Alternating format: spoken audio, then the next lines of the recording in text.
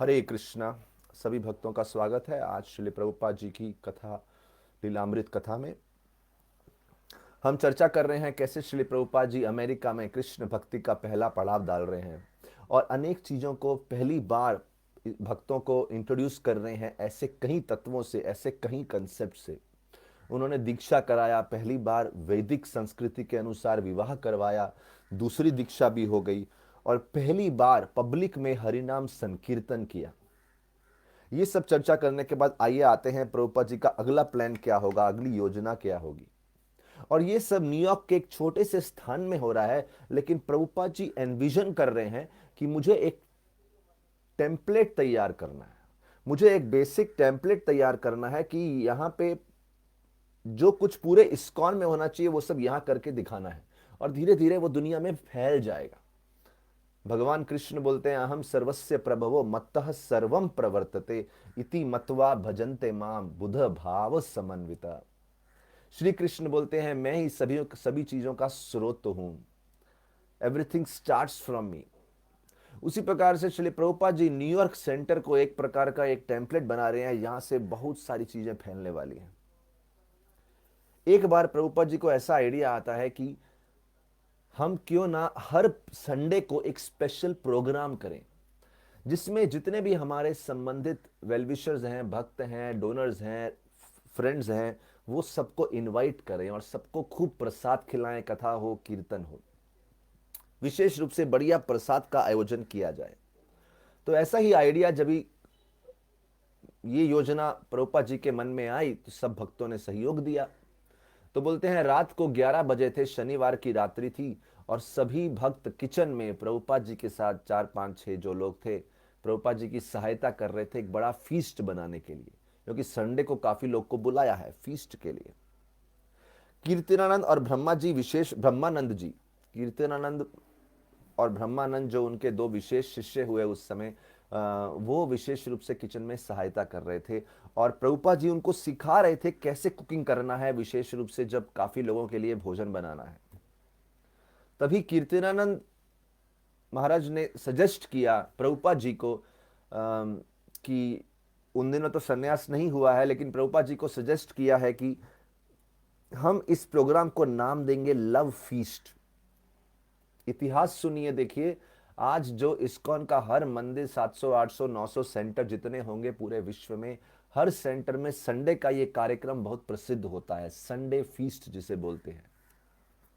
तो उन दिनों में कीर्तनानंद जी ने नाम दिया लव फीस्ट और प्रभुपाद जी को भी ये नाम पसंद आया। एक ऐसा फीस्ट, एक ऐसा भोजन का प्रबंध जिसमें सब आके मिल के प्रेम से मिलजुल के कृष्ण भक्ति में संलग्न होंगे। तो जब लव फीस्ट की बात आई, बोलते हैं भक्तों ने सब जगह पोस्टर लगा रखा था, सब पड़ोस में पोस्टर लगा रहा था, यहां तक कि जहां प्रभुपाद जी रहते थे उसके विंडो में भी बड़ा पोस्टर लगा दिया। और स्वामी जी बोले हम लोग कम से कम 50 लोगों के लिए भोजन बनाएंगे। और स्वामी जी बोले आगे चल के ये लव फीस्ट इस्कॉन का बहुत महत्वपूर्ण भाग बनने वाला है।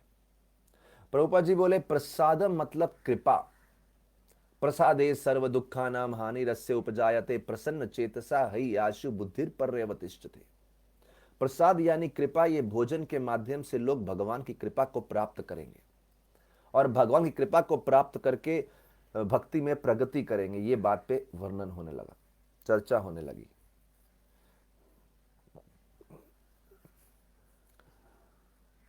तो इस प्रकार से वर्णन आता है कि स्वामी जी ने देखा कि कम से कम 12 आइटम्स उन्होंने प्रसाद के लिए बनाए सब शिष्यों के साथ, और एक एक करके एक एक बड़े बर्तन को वहां से लेके बाहर लेके गए और वहां से लेके जो बाहर लेके गए मेन कमरे में, मेन हॉल में लेके आए और 12 की 12 आइटम को श्री चैतन्य महाप्रभु की पिक्चर के सामने भोग लगाया। बोलते हैं वहाँ हलवा था, दाल था, 2 सब्जी थी, बहुत ही अच्छा पुलाव बना के रखा था, समोसा था, स्वीट राइस, एप्पल चटनी, गुलाब जामुन और इस प्रकार से बहुत सुंदर फीस्ट था। गुलाब जामुन को उन दिनों में प्रभुपाद जी इस्कॉन बुलेट्स बोलते थे, क्योंकि वहाँ के लोगों को गुलाब जामुन बहुत पसंद था। और क्यों पसंद था? क्योंकि ये गुलाब जामुन प्रभुपाद जी इतने प्रेम से बनाते थे और इतना स्वादिष्ट था, बढ़िया बना के उसको घी में फ्राई करना और उसके बाद शुगर सिरप में डालना।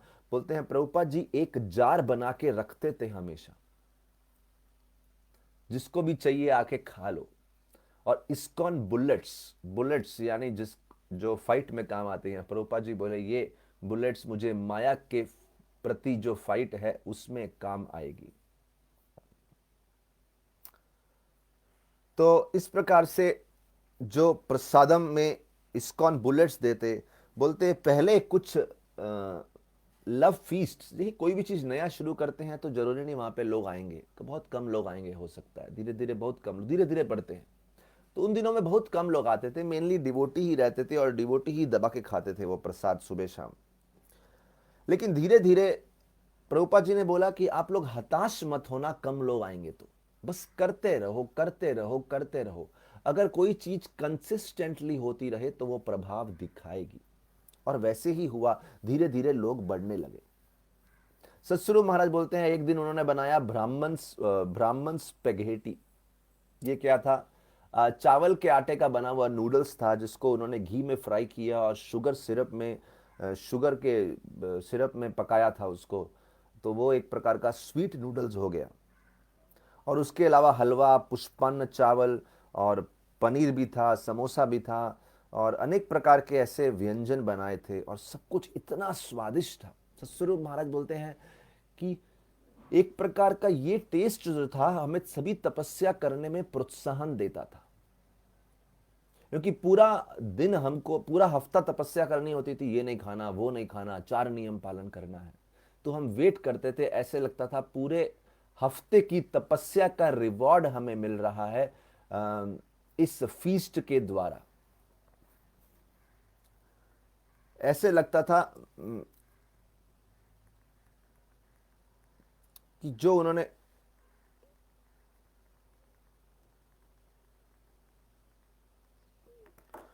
पूरा हफ्ता तपस्या की है उसका प्रभुपाद जी हमें रिवॉर्ड दे रहे हैं।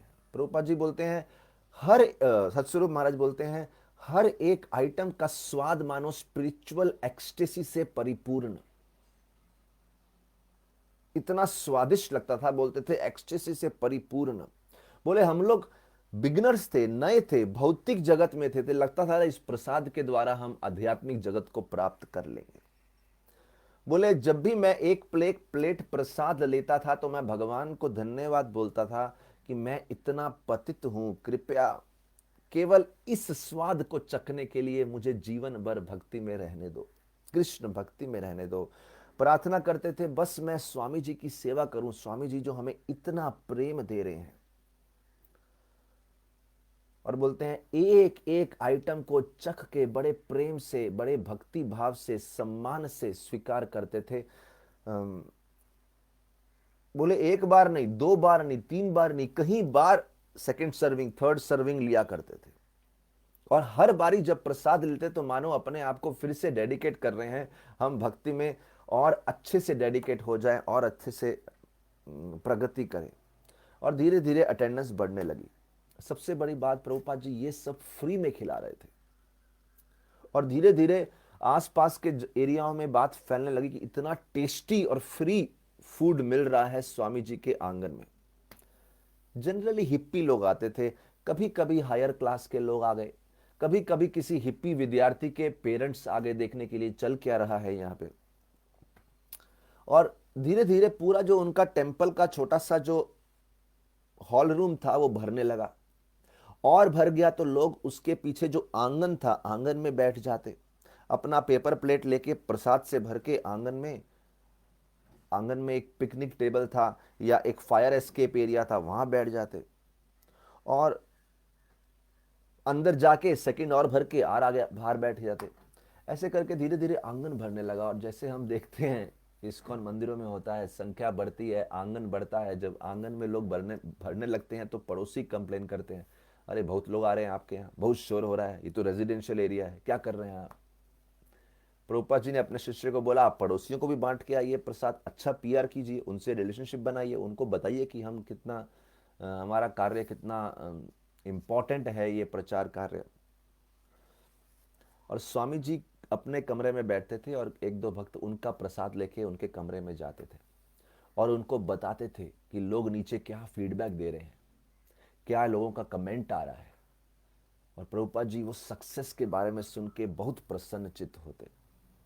एक बार तो भक्तों ने इतना खा लिया, यहां तक कि अभी तो बाहर के गेस्ट भी नहीं आए थे, पहले आधे से ज्यादा खत्म कर दिया उन्होंने। तो कीर्तनानंद महाराज ने उनको समझाया, देखो ऐसा उचित बात नहीं है, ये लव फीस्ट केवल हमारे भोग के लिए नहीं है, it is not just for our enjoyment. हमें कुछ सैक्रिफाइस करना सीखना चाहिए ताकि और गेस्ट आए। ये लव फीस्ट का मेन पर्पस है प्रीचिंग, प्रचार। तो इस प्रकार से लव फीस्ट जो था प्रभुपाद जी का कार्यक्रम फैलता रहा। इसके बाद एक दूसरा प्रोजेक्ट की बात आती है, back to Godhead magazine. अभी अगर आपको याद हो, श्री प्रभुपाद जी ने अपने गृहस्थ जीवन में back to Godhead magazine के कई आर्टिकल्स लिखा करते थे। 1930 से उन्होंने आर्टिकल्स लिखना शुरू किया, लेकिन 1944 में 1944 में कलकत्ता में उन्होंने फॉर्मली एक back to Godhead magazine शुरुआत की, उसका नाम देके एक मैगजीन शुरुआत की। और ये मैगजीन वो इस भावना से लिख रहे थे कि मेरे गुरुजी ने मुझे बोला है इंग्लिश में प्रचार करना चाहिए। तो ये बात सोच के बोलते हैं, उन दिनों में उनका बिजनेस ऑलरेडी कम चल रहा था, ऊपर से उन्होंने 400 रुपया प्रति महीना कैसे तो एकत्रित किए ताकि ये मैगजीन का प्रचार हो सके। और अकेले वो लिखते, अकेले एडिट करते, अकेले पब्लिश करते, फाइनेंस करते और डिस्ट्रीब्यूट भी करते। ऐसे समय बीतता गया और उसी समय 1944 में जब उन्होंने मैगजीन शुरू की तो वो प्लानिंग कर रहे थे कि कौन कौन सी भाषा में ये छाप के कौन कौन से देश में प्रचार करेंगे। अभी आप सोचिए 1944 वो समय है जब प्रभुपाद जी गृहस्थ आश्रम में हैं, अभी तो ढंग से वानप्रस्थ या सन्यास में भी प्रवेश नहीं किए हैं, लेकिन उसी समय से प्रभुपाद जी, और अभी तो कोई इंटरनेशनल सोसाइटी का कोई सिंबल कोई दिख नहीं रहा, कोई लक्षण नहीं दिख रहा कि ऐसा इंटरनेशनल सोसाइटी होनी चाहिए। लेकिन 1944 से ही प्रभुपाद जी का विजन क्लियर है कि ये बैक टू गॉडेड अलग अलग भाषाओं में अलग अलग देश में छपेगी। और इसका शास्त्रीय आधार क्या था? क्योंकि चैतन्य महाप्रभु ने बोला है, पृथ्वी थे यतन नगर आदि ग्राम, पूरी पृथ्वी पे हर गांव में हर शहर में इसका प्रचार होगा। तो प्रभुपाद जी सोच रहे हैं कैसे होगा, इस भगवत दर्शन के माध्यम से ही तो होगा। फिर 1959 में वो किसी ने उनको बोला कि मैगजीन तो छपती रहेगी, स्वामी जी कुछ पुस्तकें छापिए, कुछ प्रॉपर बुक्स छापिए। तब प्रभुपाद जी ने श्रीमद् भागवत का अनुवाद शुरू किया और उनका सारा ध्यान भागवत के फर्स्ट कैंटो के 3 वॉल्यूम्स को प्रोड्यूस करने में चला गया। 1965 में वो अमेरिका चले गए। तो 1959 में उन्होंने भागवतम शुरू किया। लगभग 6 साल तक भागवतम के first volume, second volume, third volume, first canto का कंप्लीट किया। फिर अमेरिका चले गए, और जो अमेरिका चले गए उसके बाद 1 साल संघर्ष करते रहे। अभी उनको समय आ रहा है सोचने का, क्यों ना बैक टू गॉडहेड मैगजीन शुरू की जाए। लगभग 1.25 साल होने को आ गया है, और अब सोच रहे हैं कि 1944 में जब बैक टू गॉडहेड छाप रहा था तो मैं अकेला था, आज मेरे साथ मेरे कुछ शिष्य हैं। पहले मैंने अपने गुरु महाराज की इच्छा पूर्ण करने के लिए इसको छापा, अभी मेरे शिष्य मेरी इच्छा को पूर्ण करने के लिए शायद मेरी सहायता करेंगे ताकि मैं अपने गुरु महाराज की इच्छा पूर्ण कर सकूं। स्वामी जी के एक शिष्य गर्ग मुनि, तभी उनको मालूम चला। देखिए बहुत सुंदर है, प्रभुपाद जी की वर्षों वर्षों की तपस्या अभी फल लाएगी। एक एक करके सारा सपोर्ट आना शुरू हो जाएगा। इसीलिए रूप गोस्वामी बोलते हैं, उत्साह निश्चया धैर्यात्। सक्सेस फॉर्मूला क्या है? जो कार्य अभी आपके हाथ में है उसमें उत्साह दिखाओ। लेकिन आप बोलेंगे सक्सेस नहीं हुआ तो, बोले उसके लिए धैर्य रखो, और धैर्य और उत्साह के बीच में जो धैर्य और उत्साह को बांधता है वो है निश्चय। निश्चय यानी कॉन्फिडेंस, यस हम सक्सेसफुल होंगे, इस बात का कॉन्फिडेंस कि यस सक्सेस आएगा। तो प्रभुपाद जी उत्साह करते थे, जो परिस्थिति है उसमें उत्साह दिखाओ। और कॉन्फिडेंस किस आधार पे था? अपने गुरु महाराज और चैतन्य महाप्रभु के आदेश अनुसार। और इसलिए धैर्य रखने की भी शक्ति थी। तो जो सालों सालों से, वर्षों से तपस्या कर रहे थे, अभी 1959, 65, 66 हो गया, अब वो सब फल आएगा। क्या हुआ, एक दिन गर्ग मुनि जी जो स्वामी जी के शिष्य थे, उनको मालूम चला कि क्वींस में एक कंट्री क्लब है, वहां पे एक स्थान है कंट्री क्लब, वो बेचने की कोशिश कर रहे हैं। उनके पास एक प्रेस है, एबी डिक प्रेस, जहां पे पुस्तकें इत्यादि छपती हैं, वो उसको बेचना चाह रहे हैं। स्वामी जी को बोला, लगा बड़ा अच्छा आइडिया है। गर्ग मुनि स्वामी जी को उस प्रेस के स्थान पे लेके गए, एक वैन बोरो किया, उसमें स्वामी जी को बिठाया और गर्ग मुनि और कीर्तनानंद वहां पे गए।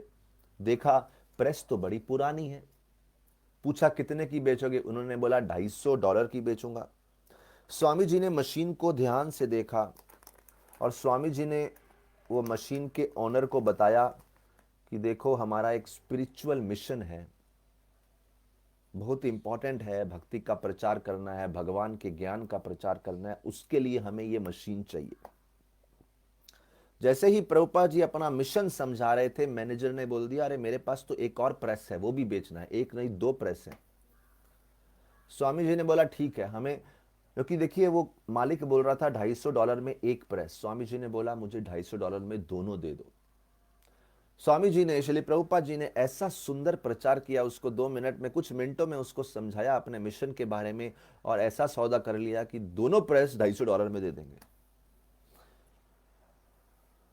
अभी स्वामी जी बोले प्रभुपाद जी का मिशन इतना इंपॉर्टेंट, और वो दोनों प्रेस लेके आ गए। उन्होंने दोनों मशीन अपनी वैन में लाई, और अभी पहली बार इस्कॉन की अपनी खुद की प्रिंटिंग प्रेस हो जाएगी, हो गई। भक्ति वेदांत स्वामी श्री प्रभुपाद जी ने इनका जो एडिटिंग का वर्ग था, बैक टू गॉड हेड का, वो अपने 2 शिष्यों को दे दिया, हयग्रीव और राय राम। क्यों, इनकी खासियत क्या थी? हयग्रीव एक बहुत बड़े इंग्लिश के, मतलब जो भी उधर इंग्लिश के एक बड़े प्रोफेसर हो गए, कॉलेज टीचर हो गए, और राय राम जो थे एक प्रोफेशनल राइटर थे। तो इसीलिए देखिए एक उदाहरण आता है कि 1 शून्य कोई वैल्यू नहीं, 2 शून्य कोई वैल्यू नहीं, 3 शून्य कोई वैल्यू नहीं, लेकिन इन शून्यों के पहले अगर 1 लगा जाए तो जितने शून्य उनकी वैल्यू बढ़ जाती है। ये सब शून्यों की वैल्यू कब आती है? जब 1 आ जाए या 2 आ जाए या कोई ऐसा डिजिट आ जाए। उसी प्रकार से इन सबके पास बहुत सारे स्किल थे, कोई राइटर था, कोई इंग्लिश टीचर था। प्रभुपाद जी के आने से इन सब के स्किल भगवान की सेवा में लग गए। अदरवाइज किसी को मालूम नहीं था इन स्किलों का, इन स्किल से, इन क्षमताओं से कैसे कुछ बड़ा कल्याण का काम किया जाए, something very special for society. Shri Prabhupada ji ने इन सबके कौशल को मानो डवटेल कर दिया, संलग्न कर दिया भगवान की सेवा में। और बहुत ही जल्दी हयग्रीव और रायराम ने पहला बीटीजी का इशू निकाला, जो कि प्रिंटिंग के लिए रेडी था। 28 पेज का था, और उन्होंने सोचा कि हम 100 पुस्तकें छापेंगे, 100 मैगजीन्स छापेंगे, तो हर एक पेज का 100 कॉपी बनेगा। तो वहां पे 2 लंबे बेंच थे और बीच में मशीन थी, और पूरा दिन ये लोग काम करते रहे मशीन छापने के लिए, प्रिंटिंग करने के लिए, और एक एक करके पेपर निकलता रहा। और वहाँ पे राय राम जी हैं, उन्होंने सब स्टेंसिल्स बनाया प्रिंटिंग का, और वहाँ पे खड़े हो गए और बड़े ही धैर्य से एक एक पेज को देख रहे हैं, और ऐसे हर पेज के 100 पेज निकल रहे हैं, और उनको छपने के बाद टेबल पे रख दिया ऑर्गेनाइज करके। बाकी के शिष्य एक एक पन्ना उठा रहे हैं, एक पन्ने के नीचे दूसरा, दूसरे के नीचे तीसरा, तीसरे के नीचे चौथा, चौथे के नीचे पांचवा, ऐसे लाइन से जा रहे हैं। 100 पेज एकत्रित किया। बिल्कुल एंड में ब्रह्मानंद जी खड़े हैं। जैसे जैसे 100 पेज आते जा रहे हैं, ब्रह्मा जी उसको स्टेपल कर रहे हैं मैगजीन रूप में। ब्रह्मानंद बोर्ड ऑफ एजुकेशन से एक स्टेपलर ले आए थे अच्छा सा, और इस प्रकार से बोलते हैं सब शिष्यों ने मिलकर ये काम कर रहे थे। हयग्रीव जो इंग्लिश टीचर हैं, लेक्चरर हैं, वो भी ऐसे विनम्र सेवाएं कर रहे थे प्रभुपाद जी की प्रसन्नता के लिए। पूरा दिन बीत गया। रात को यूजुअली अगर कथा नहीं होती थी तो प्रभुपाद जी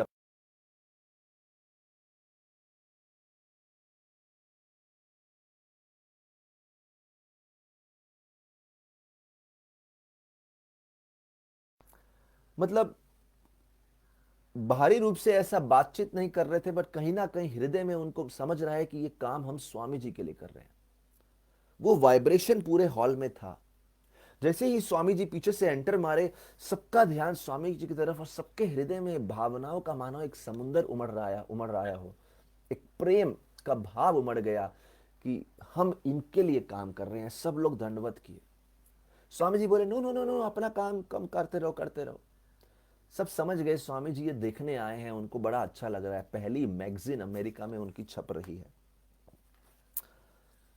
सब लोग अपना काम भी करते हैं, लेकिन बहुत कॉन्शियस हो गए। स्वामी जी एक एक काम को देख रहे हैं।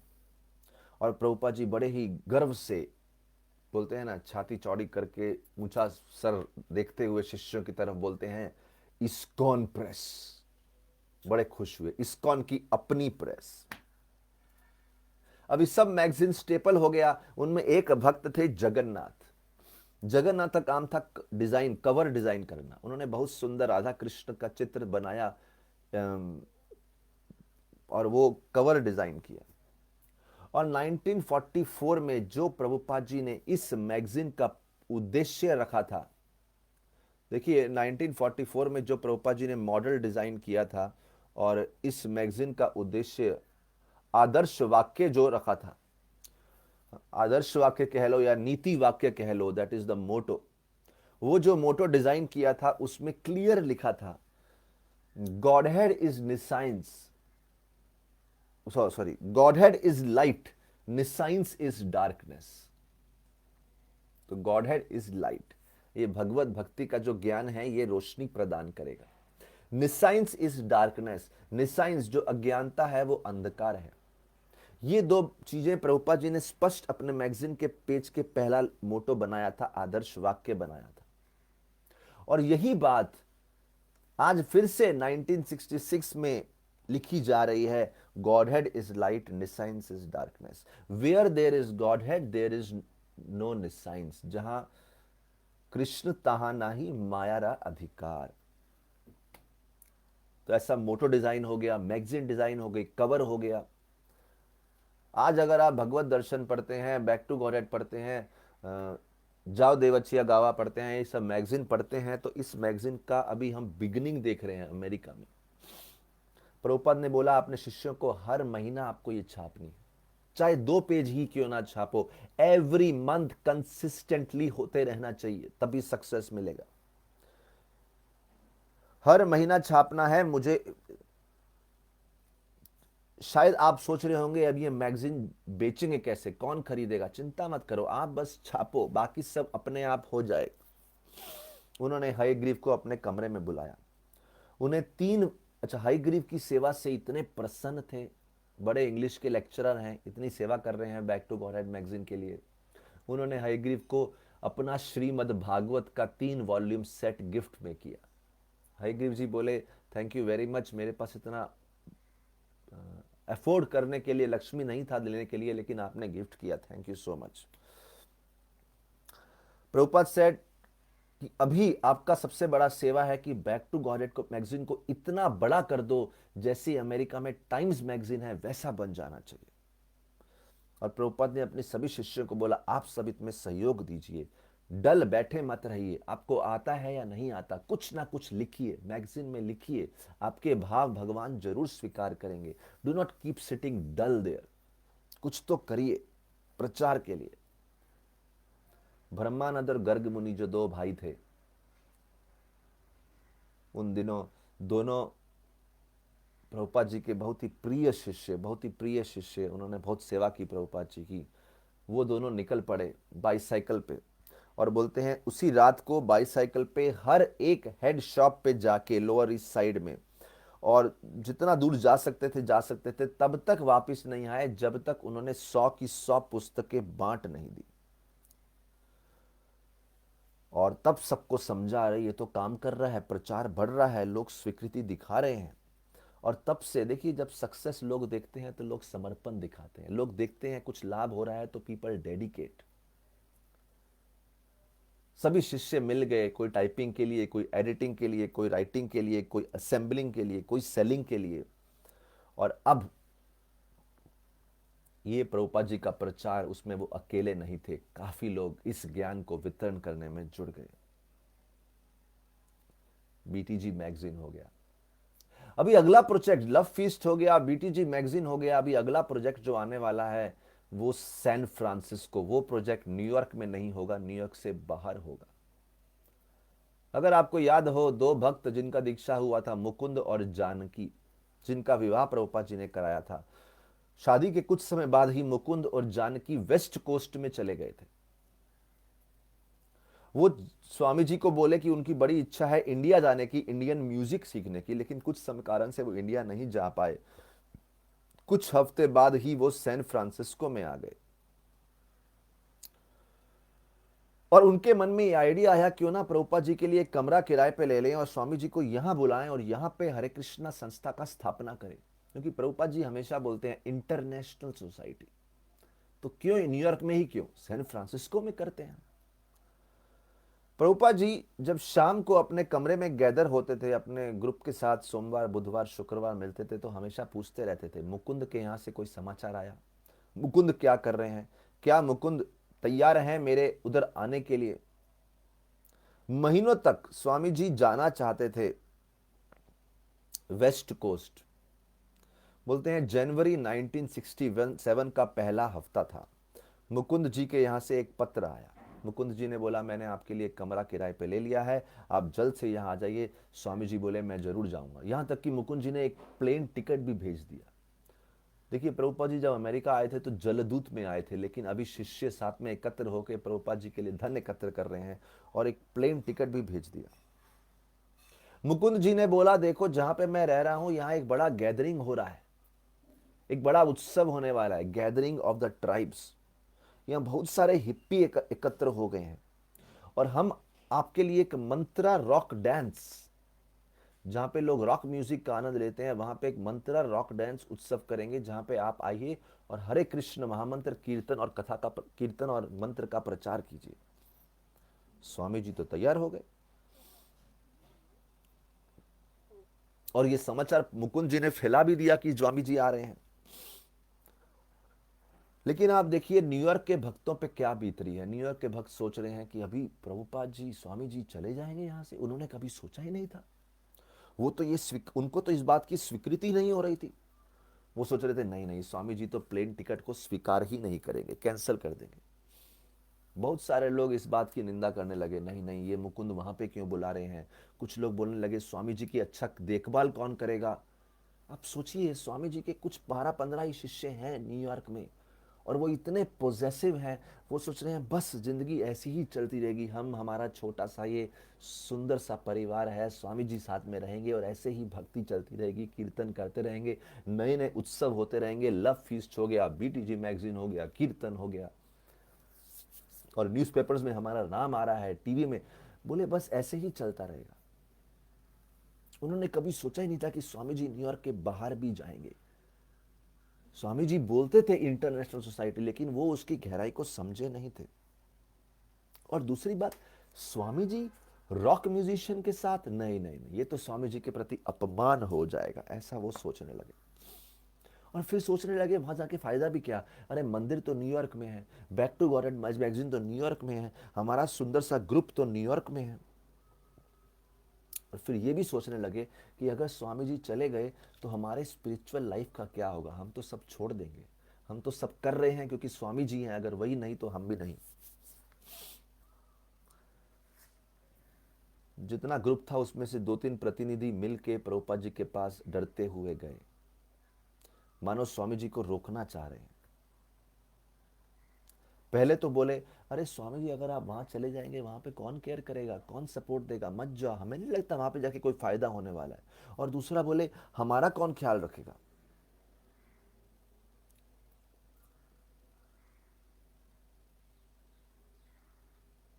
लेकिन अभी महत्वपूर्ण बात क्या है कि श्रील प्रभुपाद जी किन्हीं शिष्यों को बिलोंग नहीं करते, किसी सिटी को बिलोंग नहीं करते। अगर आपको याद हो, श्री प्रभुपाद जी बटलर पेंसिल्वेनिया में रह रहे थे, बहुत कंफर्ट था वहां पे, मिश्रा जी के स्टूडियो में भी कंफर्ट था।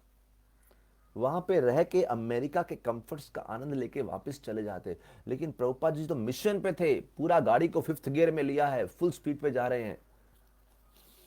और प्रभुपाद जी ऐसा नहीं सोच रहे कि अभी न्यूयॉर्क में सेटलमेंट हो गया, अभी यहीं आश्रम बना के अपना मठ डाल के रहेंगे यहाँ पे। Next opportunity going, preaching. क्योंकि प्रभुपाद जी तो कृष्ण को बिलोंग करते हैं, किसी व्यक्ति विशेष को बिलोंग नहीं करते। Very important point. Prabhupada ji Krishna को बिलोंग करते हैं, किसी व्यक्ति विशेष को बिलोंग नहीं करते।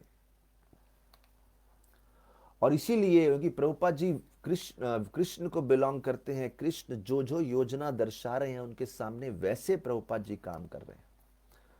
ब्रह्मानंद जी अपना अनुभव बताते हैं, बोलते हैं हमारे लिए बड़ा शौक था कि प्रभुपाद जी न्यूयॉर्क के बाहर जाएंगे, मैंने तो कभी सोचा ही नहीं था।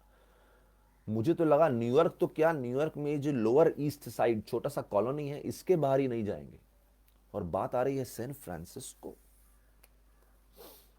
ऐसी बात चलती रही, जनवरी का दूसरा हफ्ता आ गया, दूसरा हफ्ता भी अंत होने वाला था, तभी प्लेन की जो रिजर्वेशंस थी फ्लाइट की वो भी सब बुक हो गई, कंफर्म हो गई।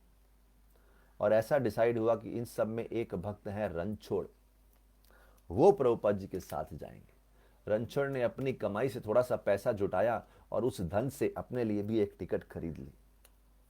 स्वामी जी बोले मैं कुछ ही हफ्तों के लिए जा रहा हूं, फिर वापस आऊंगा, आप लोग चिंता मत कीजिए, मेरी एब्सेंस में सारे कार्यक्रम चलते रहने चाहिए।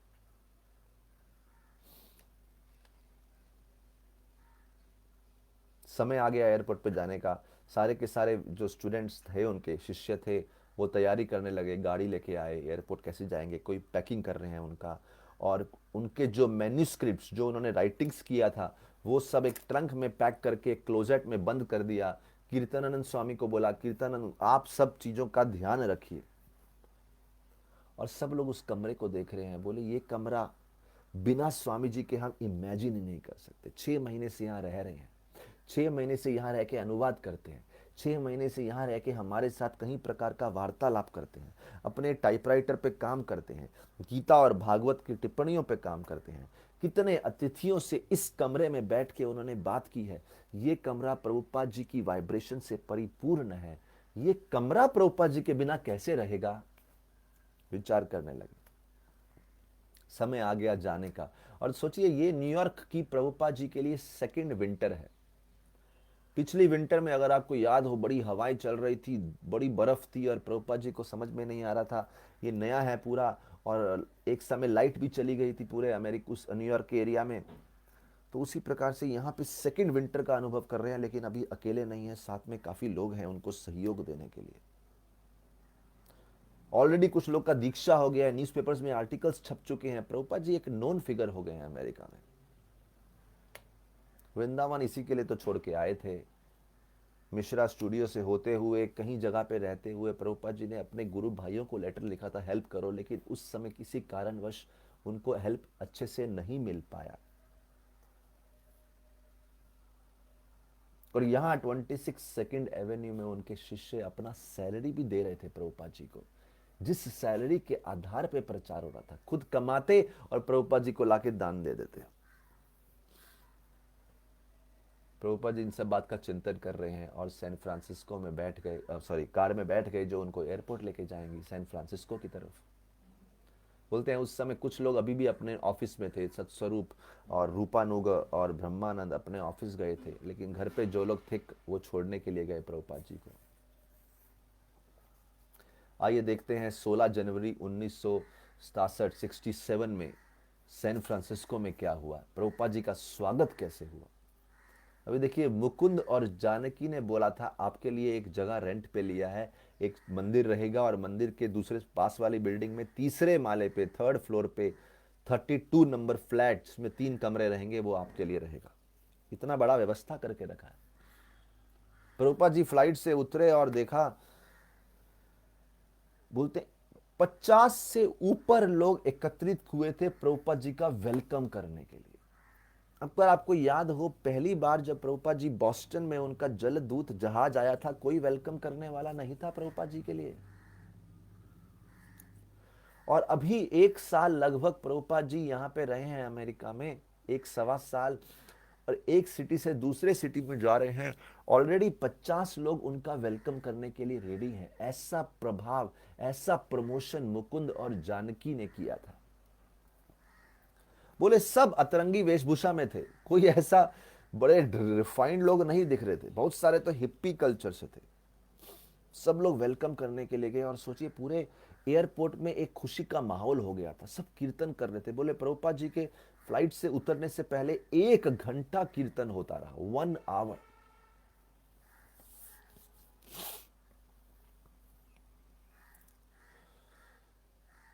और वहां पे 50 लोग कैसे एकत्रित हो गए? अरे मुकुंद और जानकी ने बहुत प्रचार किया था, उन्होंने स्वामी जी के बारे में सुना था न्यूज़पेपर के माध्यम से, एक मैगजीन था द ऑरेकल, उसके द्वारा सुना था। और यहाँ पे मुकुंद, जानकी और एलेन जिन्सबर्ग, अगर आपको नाम याद हो, पहले प्रभुपाद जी उनसे मिल चुके हैं, जो हिप्पियों के एक प्रकार के लीडर थे, जो बता रहे थे कि कैसे नशे के माध्यम से हम आध्यात्मिक प्रगति को प्राप्त कर सकते हैं। वो भी उन दिनों में सैन फ्रांसिस्को में ही थे, उन्होंने भी लोगों को बताया था स्वामी जी के बारे में। जैसे जैसे यात्री फ्लाइट से उतरने लगे और सब देख रहे हैं कि ये ग्रुप है, सब लोग उनको आश्चर्यचकित होकर देख रहे हैं, क्या ग्रुप है, क्या कीर्तन कर रहे हैं, क्या गा रहे हैं, क्या नाच रहे हैं। तभी, और उनको समझ नहीं आ रहा है किसका वेलकम करने आया है, तभी उनको समझता है कि ये पीछे से स्वामी जी आ रहे हैं, उनके साथ रणछोड़ जी हैं। और श्री प्रभुपाद जी जब फ्लाइट से निकले तभी उनको आवाज आ गई थी कीर्तन की, तभी वो समझ गए थे काफी लोग आए हैं, लेकिन उन्होंने देखा नहीं था। कैसा उत्साह हो रहा होगा प्रभुपाद जी को, सोचिए वो कितना बताना चाह रहे होंगे अपने गुरु जी को। जैसे कोई शिष्य बड़ा कुछ काम करता है तो गुरु जी को बताना चाहता है कि अरे ये हो गया, वो हो गया, फलाना हो गया, आपकी कृपा से इतना सब हो गया। तो Prabhupada ji is feeling so happy and proud कि भक्ति सिद्धांत सरस्वती ठाकुर की इच्छा पूर्ण हो रही है। बोले जब प्रभुपाद जी आगे आए तो 50 लोग आधे लोग इस तरफ, आधे लोग इस तरफ, एक लाइन लगा ली और प्रभुपाद जी उनके बीच में से आ रहे हैं।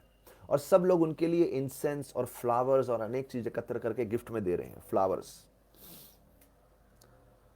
और जैसे ही प्रभुपाद जी बैगेज एरिया में आ गए, जहां पे अपना सामान एकत्र करते हैं, जो चेक इन बैगेज होता है वो एकत्रित करते हैं, जब वहां पे आ गए तो सब बैगेज का वेट कर रहे थे। प्रभुपाद जी उस समय शिष्यों के साथ खड़े हैं अपने, और शिष्य मतलब जो गेस्ट हैं 50। तो प्रभुपाद जी ऐसा हाथ करते हैं और इशारा करते हैं कीर्तन जोर से करो। फिर स्वामी जी भी थोड़ी देर बाद हाथ ऊपर करते हैं और राइट लेफ्ट स्वामी स्टेप में डांस करने लगते हैं।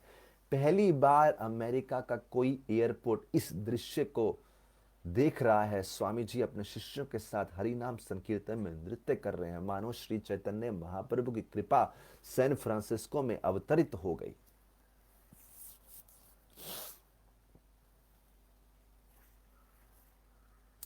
बोलते हैं वहां पे जब तक प्रभुपाद जी का सम्मान नहीं आया, कीर्तन होता रहा, उसके बाद सब धीरे धीरे गाड़ी की तरफ जाने लगे।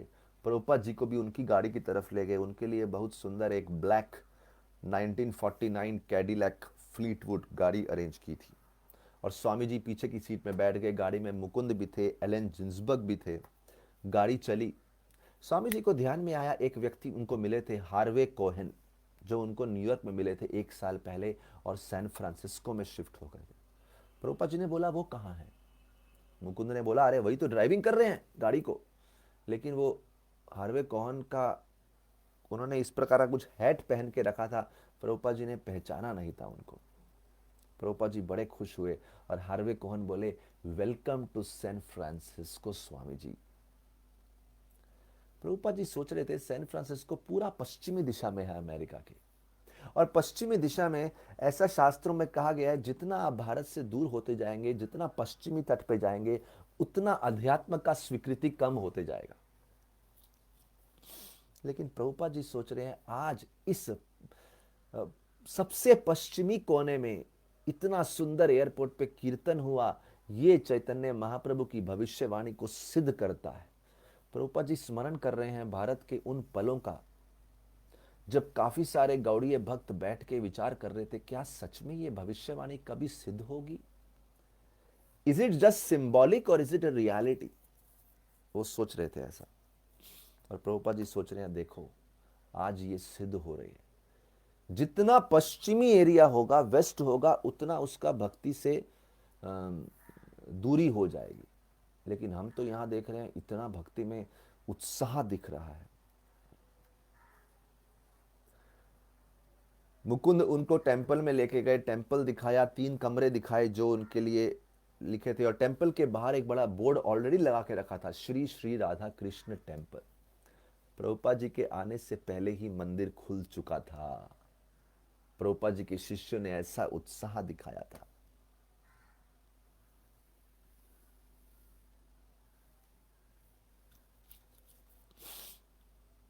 लेक्चर समाप्त, प्रभुपाद जी ने लेक्चर दिया, और वो जो लेक्चर दिया वहां बैठ के काफी सारे गेस्ट आए थे। देखिए उधर क्या बोलते हैं, कुछ शिष्य कुकिंग करने के लिए चले गए, जो उनके सेवक थे, रणछोड़ असिस्टेंट सेक्रेटरी बन के आए थे, वो आपका उनका सूटकेस इत्यादि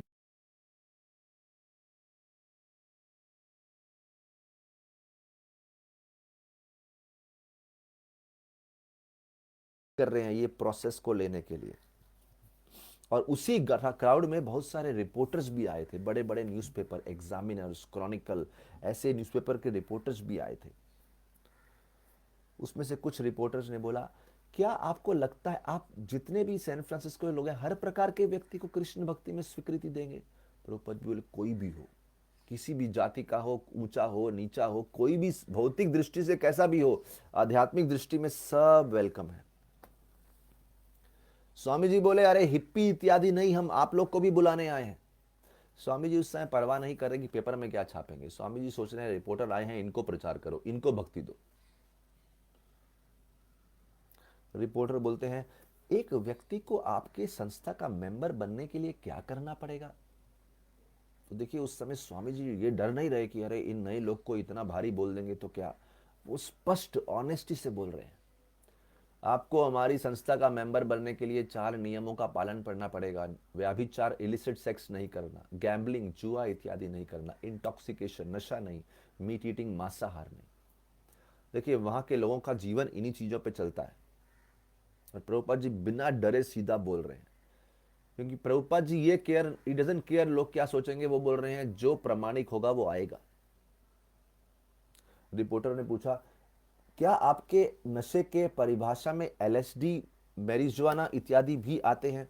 प्रभुपाद जी बोले, हाँ, एलएसडी भी तो एक नशे की ही वस्तु है। मेरे विद्यार्थी कोई नशा नहीं करते, सुबह जल्दी उठते हैं, भगवान का नाम जप करते हैं, 3 बार भगवान का आरती इत्यादि अटेंड करते हैं। हमारा मार्ग तपस्या का मार्ग है, वो तपस्या एक दिव्य आनंद प्रदान करने वाली तपस्या है। और प्रभुपाद जी प्रचार करते रहे। रिपोर्टर के क्वेश्चन का सहारा लेके प्रभुपाद जी ने एक सुंदर प्रवचन दे दिया। बोले, आज की जो मॉडर्न सभ्यता है, सिविलाइजेशन है, जो आजकल समाज है, उनको मालूम नहीं शांति का सूत्र क्या है। प्रभुपाद जी बोले, ईशावास्यमिदं सर्वम तेन त्यक्तेन भुंजित मागृदा कस्य सिद्धूरम। सब प्रॉपर्टी कृष्ण की है, ईशावास्य इदम सर्वम। आप उतना ही स्वीकार करो जो आपकी जरूरत है। लेकिन हम लोग बहुत लोभी हो गए हैं और कृष्ण की प्रॉपर्टी को हड़पना चाहते हैं, यही हमारे दुख का कारण है। अगर आपको शांति चाहिए तो देखिए कृष्ण क्या देना चाहते हैं, उतना ही लीजिए, जरूरत से ज्यादा मत चाहिए।